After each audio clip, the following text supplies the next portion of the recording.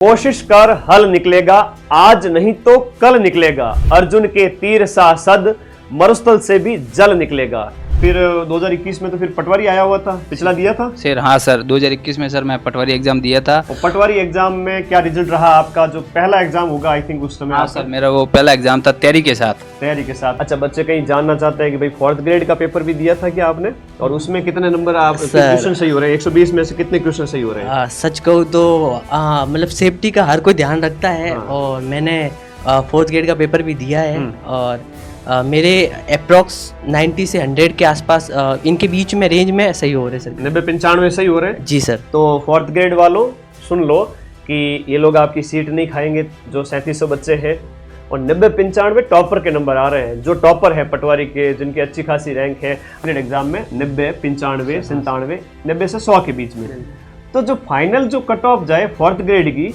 वो मुझे लगता है 75 से जो 80 क्वेश्चन जिसके राइट है। हाँ सर, सेफ है सर। मैराथन भी सर जब आप सिलेबस कर लेते हो सर, ये एक सब्जेक्ट की जो 12 घंटे की सर आपकी क्लासें आती थी वो बहुत फायदेमंद रहती थी। मेरे साथ में उपस्थित है ऑल राजस्थान रैंक 40। दूसरे जो टॉपर्स हमारे साथ में उपस्थित हैं वो हैं कुणाल सिंह जी।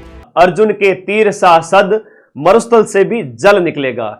इस कोटेशन को जीवंत करने वाले हमारे सामने दो प्रिय टॉपर्स उपस्थित हैं। आप में से ही दो विद्यार्थी जो डीवी करवाने आए और सीधा स्टूडियो पहुंच गए।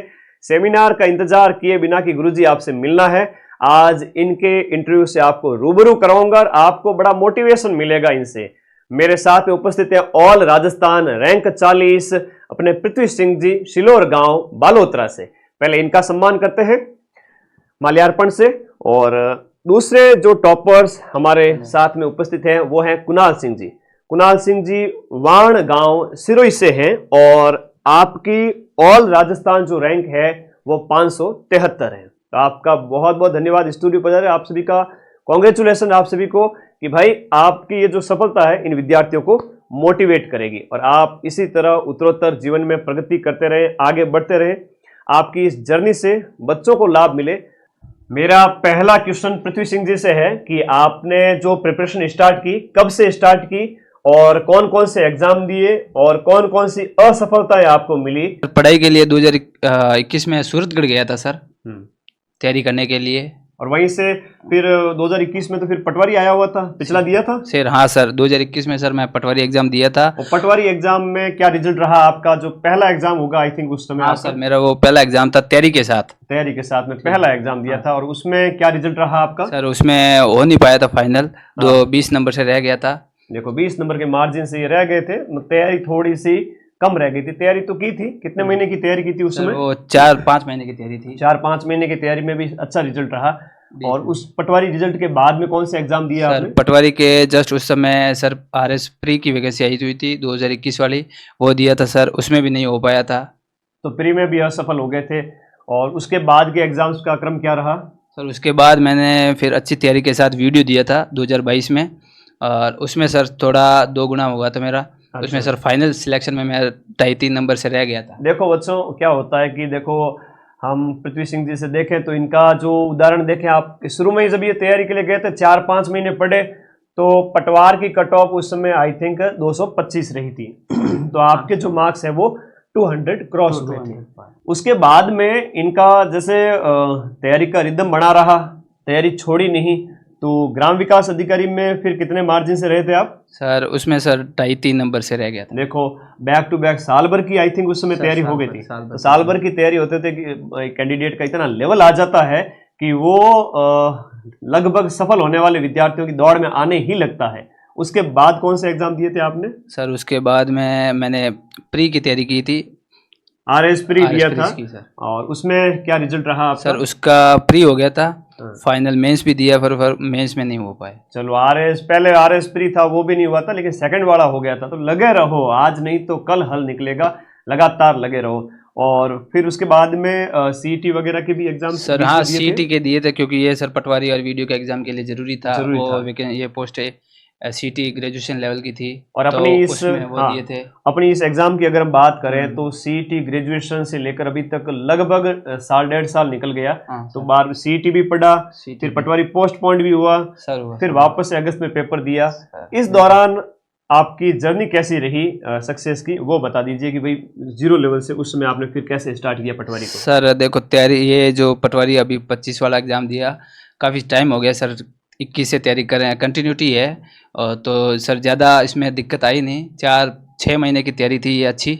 इसमें सारा सिलेबस रिवाइज कर लिया था, टेस्ट सीरीज भी दे दी थी, तो सर नंबर अच्छे आ रहे थे और इस बार लग रहा था सर हो जाएगा। अच्छा, टेस्ट सीरीज में भी नंबर आ रहे थे, सिलेबस आपने टाइमली कवर किया है और टाइम खूब मिला। स्टडी मोड जिसको कहते हैं कि बच्चा पढ़ता रहता है ना, वो टाइम कितना रहा इस बार पटवारी एग्जाम के लिए? इस पटवारी एग्ज़ाम के लिए सर मैंने तैयारी तो जून में मेंस था सर हमारे 2025 वाला, वो दिया। उसके बाद सर मुझे 2-2.5 महीने का समय मिल गया था, क्योंकि वैसे सिलेबस जो फैमिलियर था सब पढ़ा हुआ था, बस रिवीजन बाकी था।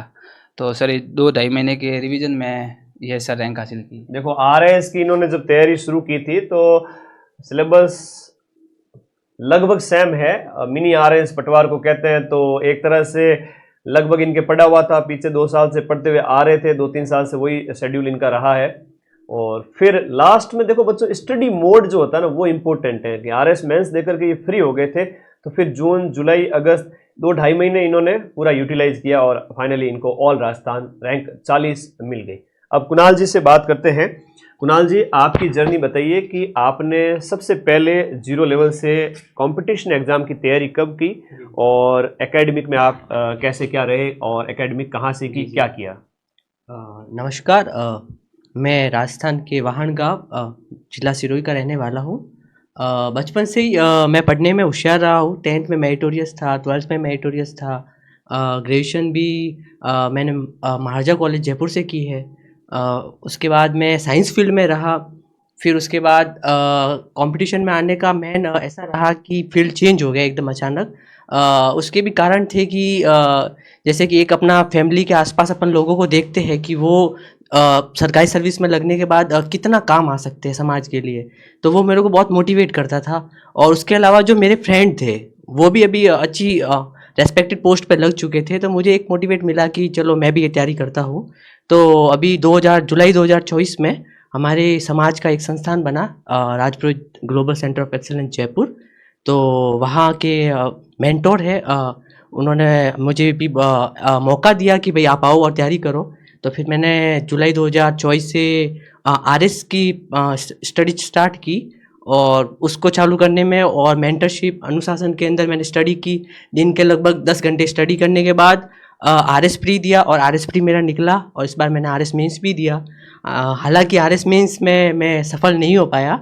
फिर आरएस मेंस के बाद मैंने पटवार का पेपर दिया और अभी मेरी रैंक ऑल राजस्थान 573 है। और मैंने वीडियो का भी पेपर दिया है और जो मेरे पटवार में गलतियां हुई थी उनको सुधारते हुए वीडियो में मैंने आशा है कि मेरा रैंक और सुधरेगी। कंपटीशन की लाइन में पहला एग्जाम आपका कौन सा था और असफलताएं शुरुआती वो भी एक बार बच्चों के साथ आप डिस्कस कर दीजिए, ताकि बच्चों को पता लगे कि जो सफलता है वो एक दिन में नहीं मिलती, लेकिन एक दिन जरूर मिलती है। तो पहला एग्जाम कौन सा दिया था, उसमें आपका कैसा रिजल्ट रहा था? शुरुआती जब से आपने तैयारी शुरू की थी उस समय के एग्जाम्स के बारे में बताएं। आपकी रैंक बड़ी अच्छी है और इस बार आपका फाइनल सिलेक्शन भी हो गया है, तो अपने रिजल्ट के बारे में जाने उससे पहले मैं एक चीज़ और बताऊं कि सफलता एकदम से नहीं मिली। आपने इस दौरान सीईटी के बाद में कौन कौन से एग्जाम दिए और कहाँ असफलता मिली? सर जैसा कि राजस्थान में रहता है कि अब प्री की कोई भी जैसे पटवार है, वीडियो है और अदर कोई भी पेपर है तो उनके लिए अब सीईटी लगने लगी है। सीईटी 12th लेवल के लिए और ग्रेजुएशन लेवल के लिए। तो जैसे कि मैं बताया कि आरएस प्री की तैयारी कर रहा था मैं, तो उसी दौरान मैंने सीईटी की प्रिपरेशन की और सीईटी ग्रेजुएशन और 12th दोनों पास हुई। उसके बाद मैंने पशु परिचर का पेपर दिया था और मेरा पेपर काफ़ी ठीक गया था। बाकी नॉर्मलाइजेशन की वजह से मेरा डीवी नहीं हो पाया था।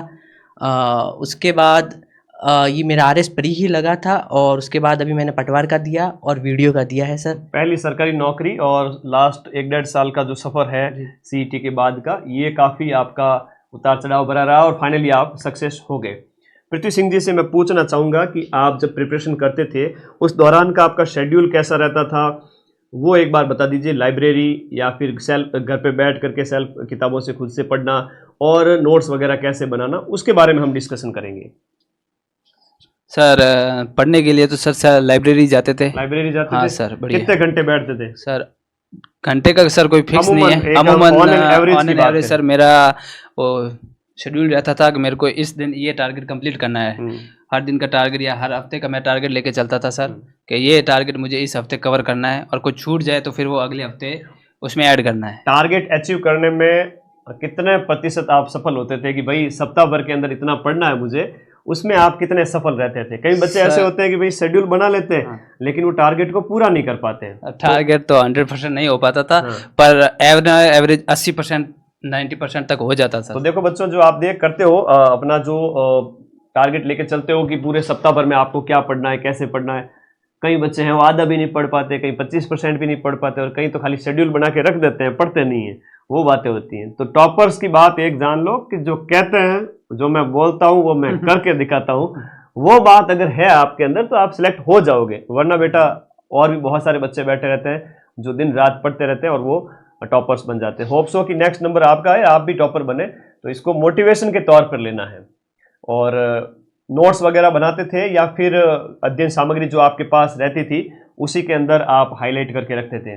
सर नोट्स का तो इतना नहीं था, पर जो मैं बुक्स पढ़ता था सर उसी में से हाईलाइट करता रहता था। जो चीज़ इंपॉर्टेंट थी, जो लगती थी कि हाँ ये थोड़ी डिफ़िकल्ट है, ये रिमेंबर नहीं रहेगी, उसके लिए हाईलाइट कर लेता था और वापस उसको सर हफ्ते या 10 दिन बाद मैं रिवाइज करता रहता था सर। लास्ट टाइम में कैसे मेमोराइज करते भाई? जब 1 महीना बचा है, 2 महीना बचा है, तो उस समय रिवीजन वगैरह आपका जो अध्ययन सामग्री इतनी बड़ी है, इतने सारे सब्जेक्ट है, उसको एक साथ कैसे पढ़ पाते थे? कैसे रिवीजन कैसे करते थे? सर सब्जेक्ट तो सारे थे सर, सब्जेक्ट के लिए सारे वापस बुक तो नहीं संभाल सकते, लेकिन इसके लिए सर सिलेबस अगर हो जाता है ना तो आप उसके लिए आप मैराथन देख सकते हो। अगर आपके 10-15 दिन का टाइम है सर। मेरी मैराथन बिल्कुल सर, वो बहुत काम आई थी मेरे लिए। हिस्ट्री की होगी, ज्योग्राफी होगी सर, क्या है वो सारी चीज़ें जो आपने पढ़ी हुई होती ना वो रिकॉल हो जाती है वापस। बहुत बढ़िया। बाकी पूरे साल जम के पढ़ते रहो। बाकी लास्ट टाइम में तो अपन रिवीजन बढ़िया वाला करवा ही देते हैं, तगड़ा वाला।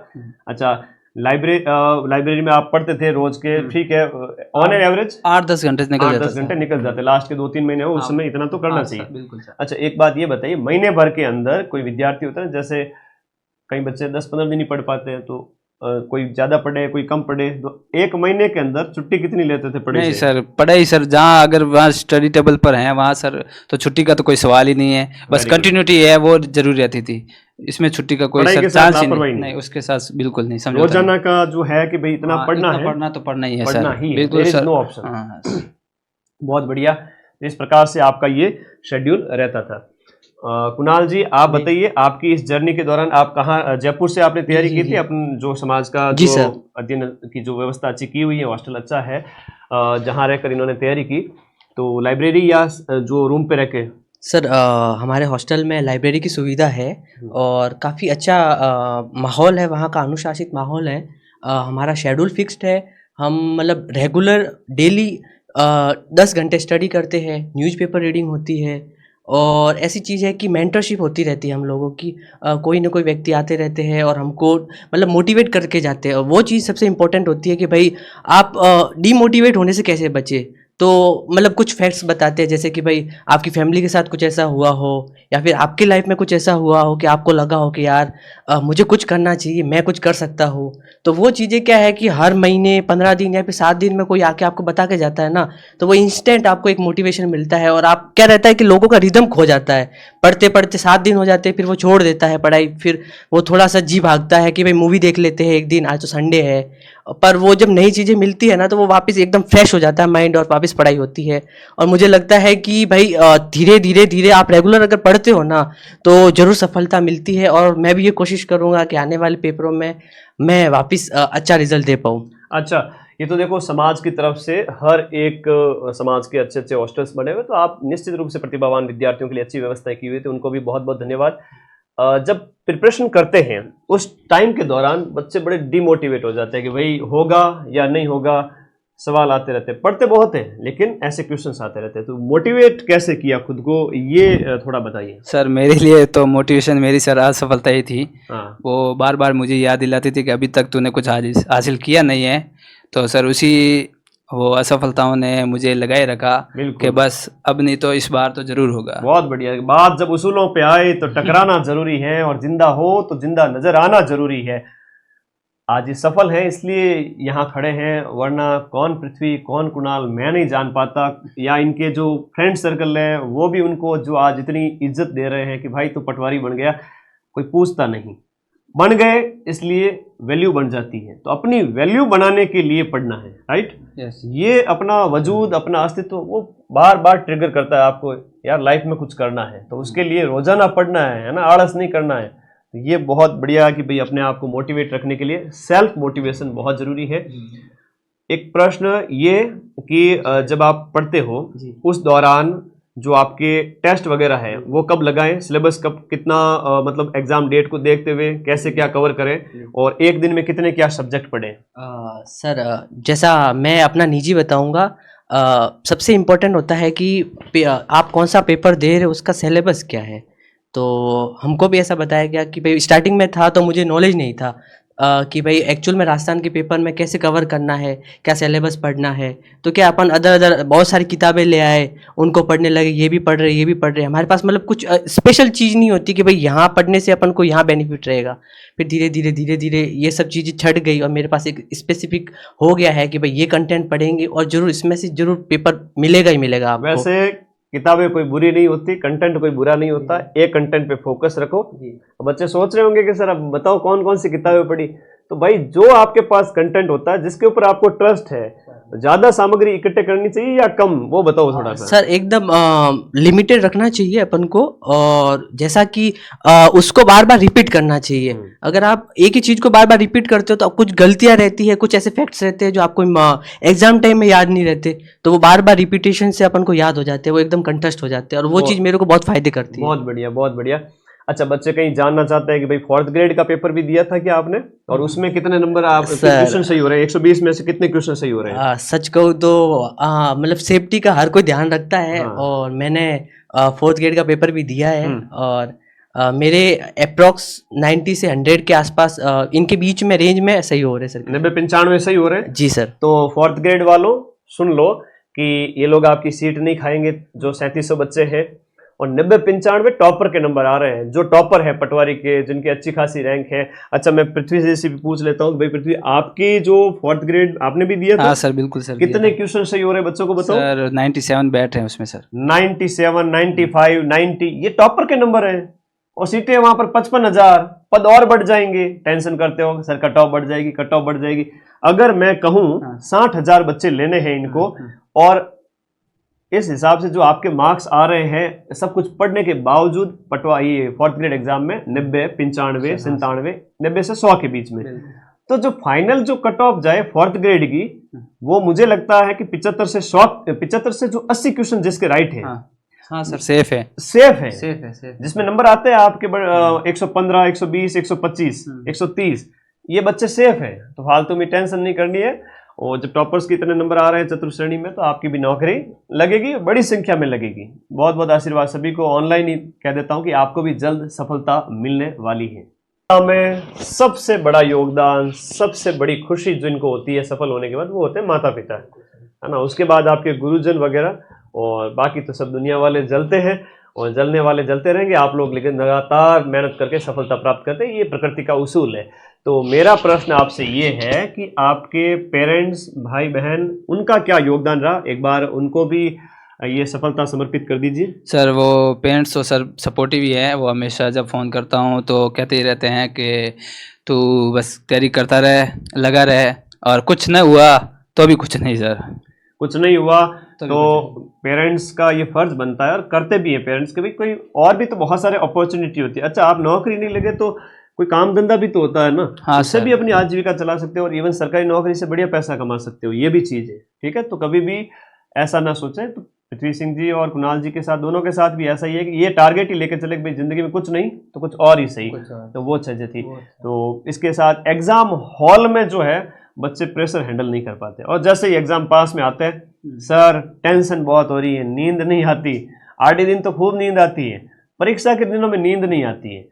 तो एग्जाम हॉल का जो प्रेशर है, एग्जाम से 7 दिन पहले का जो है, कैसे मैनेज किया, सर एग्जाम हॉल के लिए प्रेशर, वो तो सर उसके लिए मैंने टेस्ट सीरीज ज्वाइन कर रखी थी, टेस्ट दिए हुए थे तो कोई क्योंकि टेंशन नहीं? बहुत जब से तैयारी शुरू की है ना, तब से टेस्ट सीरीज तो कंटिन्यू रही है। जब भी जो कोई भी वैकेंसी है तो उसकी अगर तैयारी कर रहा हूँ तो टेस्ट सीरीज तो जो हफ्ते या 15 दिन के होता था वो ज्वाइन ही रहती थी। और टेस्ट सीरीज सर ये फ़ायदा रहता था, जो मैं पढ़ रहा हूँ हफ्ते दर हफ्ते या महीने में जो मैंने पढ़ा है सर, वो मेरा सेल्फ इवेल्यूशन हो जाता था बहुत कि बढ़िया। मैं जो पढ़ा है उसमें भी मैं गलतियाँ कर रहा हूँ या नहीं कर रहा हूँ। पटवारी के लिए कितने क्या टेस्ट दे दिए? सिलेबस पूरा होने के बाद में दिए या नहीं बाद? नहीं सर, सिलेबस तो कभी होता ही नहीं है कंप्लीट। तो जैसे जैसे सिलेबस हो गया, जैसे जैसे सिलेबस सेक्शनल होता टेस्ट जाता जारी है रहे। और शेड्यूल वाइज जो टेस्ट होते थे वो शेड्यूल नहीं फॉलो करो तो भी चल जाता है, पर जो आप पढ़ के जाओ ना उसमें से आपके गलत नहीं होने चाहिए, बस ये आप ध्यान रखो थोड़ा। ऑनलाइन बच्चे अगर कोई टेस्ट प्रैक्टिस करे तो घर पे ओएमआर से कर सकते हैं? हाँ बिल्कुल सर, बिल्कुल सर कर सकते हैं। माइंड मैप के टेस्ट भी दिए थे आपने? हाँ सर, फिर उसके एक ऑफलाइन और ऑनलाइन में ये फ़र्क आ जाता है कि आप डिसिप्लिन नहीं हो पाते, वो एग्जाम हॉल का वो सर माहौल नहीं बन पाता है। ओएमआर से टेस्ट लगा हाँ, सकते हैं? लगा सकते हैं, बिल्कुल लगा सकते हैं सर। ऑफलाइन के अलावा सर आपने जो टेलीग्राम पे कुछ टेस्ट मिल जाते हैं लास्ट पटवारी के टाइम लिए, में लास्ट अपने टाइम कुछ में टेस्ट शेयर किए थे। जो कंप्लीट सिलेबस के होते हैं अच्छा। सर, वो भी दिए थे, वो भी ट्राई किए थे। ओएमआर शीट मिल जाती हैं और 3 घंटे का टाइमर लगा के वो सेल्फ बहुत बढ़िया। अपनी पूरी ईमानदारी के साथ कि हाँ। कुणाल जी, जो है टेस्ट पेपर का कैसा क्या शेड्यूल रहता था, और जहां आप रहते थे हॉस्टल की सुविधा थी तो वहां पर रेगुलर टेस्ट होते थे? सर हर संडे को हमारे वहाँ टेस्ट होता था 3 घंटे का, बाकायदा OMR फिल करवाई जाती थी और प्रॉपर शेड्यूल के अकॉर्डिंग टेस्ट होता था हमारे। और टेस्ट होने के बाद उसका रिजल्ट भी जारी करके हम लोगों को वापस उसका एनालिसिस भी किया जाता था कि भाई मैंने ये पढ़ा है टॉपिक और इस टॉपिक में से मेरे ये क्वेश्चन गलत हुआ है तो हाँ, और उसका जब आंसर की होती है ना तो हम लोगों आंसर की भी वो चेक करते थे कि भाई ये क्वेश्चन है, इसमें ये तो क्वेश्चन पूछा है, बाकी इन ऑप्शन से भी ये क्वेश्चन आ रखा था।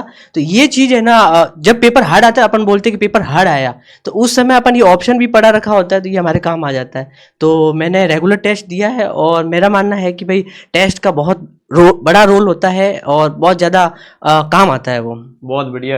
ये होता है ना कि भाई अपना मूल्यांकन करने के लिए तो आपको जहाँ से जैसे टेस्ट मिले, जितने टेस्ट मिले ले आइए और प्रिंट निकलवाओ, जैसा हो। ऑनलाइन भी दे रहे हो तो OMR ला के दीजिए और प्रैक्टिस कीजिए। सिलेबस पूरा होने के बाद टेस्ट यूजफुल रहता है, उसके बिना तो फिर आएगा ही नहीं, तो लिखोगे क्या? इसलिए सिलेबस पूरा करो और साथ साथ में जो टॉपिक पूरे हो रहे हैं उसके टेस्ट लगाओ। राइट। एक एग्जाम हॉल के अंदर 3 घंटे जब बच्चा बैठता है वो पूरे साल की 300 दिन को झोंक देता है। तो पेपर कैसे अटेम्प्ट करते थे? पूरे जो पटवार के 150 क्वेश्चंस आपने अटेम्प्ट किए या कोई भी एग्जाम बच्चा दे रहा है तो वो कैसे पेपर को कैसे अटेम्प्ट करे? सर वो बताइए। पेपर तो सर पेपर तो अटेंड करने का सर वो जो एक्सपीरियंस था, वो जो टेस्ट सीरीज थी ना सर, उससे बार बार नेट प्रैक्टिस से ये भी होता है। तो बिल्कुल सर, टेस्ट प्रैक्टिस किए हुए हैं, हाँ। एग्जाम हॉल में कोई डर नहीं है, कोई बिल्कुल। टेंशन नहीं है, ये रहता और है। जो एग्ज़ाम अगर कोस्ट पेपर है तो टफ या इजी या उसका तो वो सर जब आप पेपर देते हो देखते हो तो आपको पता चल जाता है। बस ठीक है कि वो एक्यूरेसी और वो सर टेस्ट सीरीज से आ जाती है सर। बहुत बढ़िया, बहुत बढ़िया। ये इस तरह से हमेशा रहता है। पटवारी में कितने मार्क्स आए, ये एक सर मेरे पटवारी में sir 266 266 marks after normalisation. After normalisation 269 थे। 269 थे, 269 से 3 नंबर घट करके 266 नंबर हो गए। लेकिन कहते हैं कि मतलब जो ऑल राजस्थान रैंक 273 से 4 नंबर कम थे आपके, और फिर नॉर्मलाइजेशन की वजह से थोड़े 3 नंबर और कम हो गए। तो एक तरह से ऑल राजस्थान रैंक 1 और रैंक 50 में आने के 50 में फासला इतना ही है, 6-7 नंबर का। हालांकि लास्ट में पॉइंट पे फासला होता है कि भाई हर एक पॉइंट पे हजारों बच्चे होते हैं, लेकिन शुरुआती जो टॉपर होते हैं उनमें थोड़ा सा फासला ज़्यादा होता है। ये इस प्रकार से आपके कितने मार्क्स रहे थे कुणाल जी पटवारी के एग्जाम के अंदर? सर विदाउट नॉर्मलाइजेशन मेरे 256 थे और 3 नंबर नॉर्मलाइजेशन में कट के अभी 253 है, 253। 253। देखो 500 बच्चों के बीच में 10 नंबर के अंदर अंदर 1000 बच्चे निवड़ जाते हैं, तो बच्चों कंपटीशन बड़ा टफ होता है और उसके लायक अपने आप को बनाने के लिए लगातार प्रयास करना है, सिलेबस कवर करना है। सिलेबस 100% की ओर नहीं जाना। चलो टॉपर्स की जुबानी बता देते, कितना सिलेबस कवर किया था आपने? सर एक्चुअल में ये तो है कि सिलेबस कंप्लीट करने में बहुत टाइम लगता है। जब आप पढ़ते हो, रेगुलर टेस्ट देते हो तो लगता रहता है। बाकी मेनली जो इम्पोर्टेंट टॉपिक्स रहते हैं और जो मैराथन वगैरह लगती है तो उसमें अपन जितना पढ़ रखे ना पूरा रिवाइज हो जाता है। तो मैं मेनली ये करता था कि जितना हो सके उतना कवर करने की कोशिश करता था। गणित कैसी रही? आप एमएससी से सर रहे? मैं एक्चुअल में साइंस बैकग्राउंड से हूँ और मैथ भी अच्छी थी, तो मेरी मैथ काफ़ी फायदे में रही। थोड़ा जीके मेरे ऐसे डाउन है तो उसकी बहुत बढ़िया, आप दोनों को बहुत बहुत शुभकामनाएं अपनी पहली नौकरी की। ये आप दोनों की पहली नौकरी रही। Yes sir. और आप लोगों को बहुत बहुत बधाई। आपके चेहरे पे और जो मुस्कान है, जो चमक है, वो रिजल्ट के साथ देखने लायक है, देखते ही बनती है। और ऐसी मुस्कान, ऐसी चमक आपके चेहरे पर भी हो। एक अंतिम प्रश्न मेरा आप सभी से, एक मोटिवेशन लाइन या एक ऐसा एक आचरण, एक ऐसा जो है ना, कहते हैं ना खुद का सिद्धांत, कि सर ये हमने पूरी प्रिपरेशन की जर्नी में पिछले 3-4 साल से फॉलो कर रखा था, वो बात आपकी कौन सी है जो आपके माइंड में आ रही है कि सर इसने मुझे बड़ा मोटिवेट किया था कि ये होगा तो ही सफलता होगी? वो लाइन कौन सी है, बता दीजिए। सर मोटिवेशन के लिए तो सर त्याग, मेरे लिए तो वही था, समर्पण, त्याग, डेडिकेशन, बस दौड़ वही दौड़न था। घर नहीं जानो। नहीं सर, दौड़ना घर तो सर क्या है कि जब काफ़ी टाइम हो जाता तो वो घर वाले बुला लेते कि आजा काफ़ी टाइम हो गया है, पर कोई बिना बात के सर ऐसे कि आज कुछ नहीं है, फ्री बैठे हैं तो घर चले, वैकेंसी नहीं है तो घर चले जाते हैं, वो वैसा नहीं था। और सोशल मीडिया वगैरह सर दूर ही रहा, उसमें कोई इतना इंटरेस्ट लिया नहीं। और सर बिना त्याग तो सफलता नहीं है। तो व्हाट्सएप और इंस्टाग्राम में रील नहीं आवे सर, जो बच्चा नहीं सर। स्क्रॉल करता रहे, टाइम बीत नहीं, जावे, ये नहीं। आज की यूथ की जनरेशन की बड़ी भयंकर आदत पड़ी हुई है जो कि खराब है। इसमें कितना टाइम वेस्ट होता था आपका? बहुत बहुत, वो क्या है कि सर एक बार शुरू हो जाए तो फिर ख़त्म ही नहीं होती आपकी है। तो ऐसी कोई आदत नहीं थी ना? नहीं, ऐसी कोई आदत नहीं थी सर। और कहीं एग्ज़ाम के दौरान सर कहीं कोई दोस्त या फ्रेंड कहीं शादी हो गई तो सर वो भी बहुत मिस किए। अभी वो टॉन्ट मारते तो आप तो आए थे ना सर, बोलना पड़ता हाँ मैं नहीं आया, मुझे पता है। तो कोई नहीं। अब ज़रूर ज्वाइन किसी की होगी हाँ। तो ज्वाइन करेंगे अब सर उनको। शादियां अटेंड करनी है खूब सारी, सिलेक्शन हो गया तो प्रिपरेशन के दौरान दोस्त नाराज होगा चलेगा, लेकिन लास्ट टाइम में जब आप सेलेक्ट हो गए तो वही दुनिया को दिखता है, वही आपकी वैल्यू बनाएगा। यही प्रश्न मैं आपसे पूछूंगा कुणाल जी।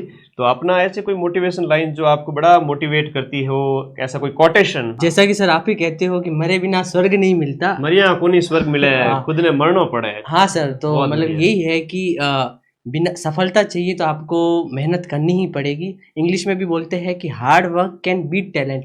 आदमी चाहे कितना ही टैलेंटेड हो, अगर कठिन मेहनत करने वाला कोई व्यक्ति है ना तो वो ज़रूर सफल होता है। तो बस यही है कि आपको मेहनत करनी पड़ेगी तो सफलता ज़रूर मिलेगी। और मैं आपको सबको यही करना चाहूँगा कि आप अच्छे से मेहनत करें और आपको ज़रूर सफलता मिलेगी। धन्यवाद। तो ये जो विद्यार्थी उस तरफ बैठे हैं और एक विद्यार्थी वर्ग जो मेरे साथ अभी 2 बंदे खड़े हैं, ये कल तक वहीं थे, कैमरे के सामने थे, मैराथन्स देखते थे, किसी न किसी तरह से सिलेक्शन हो जाए, बस ये आशा रहती थी कि टैलेंट में कोई कमी नहीं, मेहनत में कोई कमी नहीं। लेकिन कई बार ऐसा होता था कि 2 नंबर से 4 नंबर से रिजल्ट रह जाता था, दुख होता था बड़ा। और आज ये आपके सामने सफल है। होप्स हो कि बहुत जल्द आपको ऐसी सक्सेस मिले और आप भी सफल होकर हमारे यहाँ पहुँचे। अभी पटवार का जो फाइनल सेमिनार होगा उस समय भी आप सभी के सामने उसको रिकॉर्डेड वीडियो अपलोड किया जाएगा, जहां हजारों की संख्या में विद्यार्थी उपस्थित होंगे। ये जो बच्चे सामने आपको देख रहे हैं, कल तक आप लोग भी सामने थे, आज आप लोग सिलेक्ट हो गए हो। इन बच्चों को क्या कहना चाहोगे? ये भी आपके समान है, ये भी मेरे भाई हैं, आप लोग भी मेरे भाई हो। तो आपका ध्यान रखा, आप लोग सफल हो गए, अब इनका ध्यान रखना है। और इनको कौन सी ऐसी बात है जो डिमोटिवेट नहीं होना है और कैसे पढ़ाई करनी है, वो एक बार बता दीजिए आप। सर मैं तो यही कहना चाहूँगा सभी बच्चों से कि बस आप लगे रहो और पूरी ईमानदारी के साथ लगे रहो। कोई रॉकेट साइंस नहीं है नौकरी निकालना। हाँ, थोड़ा टाइम लग सकता है ज़रूर, पर आपको अंदर जब आप लगे रहते हो, कंटिन्यूटी रहती है आप में अंदर, तो आपके अपने आप फीलिंग होने आती है क्या इस बार अपना हो जाएगा। मिलेगी सर, बिल्कुल सर। अप्स डाउन के बिना लाइफ चलती नहीं है। बहुत बढ़िया, उसके बिना तो पॉसिबल ही नहीं है। तो घबराए नहीं, डरे नहीं। ये उदाहरण आपके सामने है, सफल हो गए, सरकारी नौकरी इनकी लग चुकी है। फाइनली ये खुश है कि पहली सरकारी नौकरी मिल गई है। तो मैराथन्स वगैरह लास्ट में अपने यूट्यूब चैनल से कैसे क्या फायदेमंद रही आपके लिए? सर हाँ सर, मैराथन भी सर जब आप सिलेबस कर लेते हो सर, उसके बाद जब हफ्ता 10 दिन रह जाता है तो आप सर रिकॉल करने के लिए कि क्विक सिलेबस है, किताब तो रिवाइज हो नहीं पाएगी, तो आप मैराथन रन कर सकते हैं। ज्योग्राफी है, एक एक सब्जेक्ट की जो 12 घंटे की सर आपकी क्लासें आती थी, वो बहुत फ़ायदेमंद रहती थी। तो मेरा बस यही था कि आप लोगों को एक साथ पूरा सिलेबस निचोड़ बता दूं, तो वो मेरा वही प्रयास रहता था, आप लोगों के भी वो इतना ही काम आई थी। तो इसी तरह जीवन में उत्तरोत्तर प्रगति करते रहें, आगे बढ़ते रहें और ऐसे ही सफल होकर के आप लोग भी यहाँ आते रहें। आप सभी को बहुत बहुत शुभकामनाएं।